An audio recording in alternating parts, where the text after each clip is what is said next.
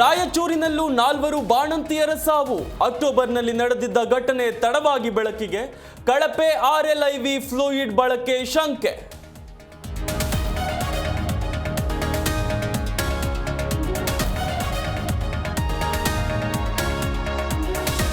ಬೆಳಗಾವಿಯಲ್ಲಿ ಚಳಿಗಾಲದ ಅಧಿವೇಶನ.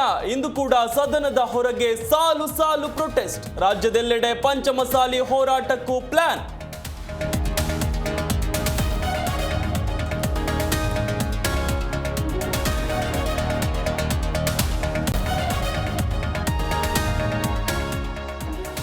ಪ್ರತಿಭಟನಾ ನಿರತರ ಮೇಲೆ ಲಾಠಿ ಚಾರ್ಜ್. ಕಲಾಪದಲ್ಲಿ ಪ್ರತಿಧ್ವನಿಸಲಿದೆ ಪಂಚಮಸಾಲಿ ಹೋರಾಟ.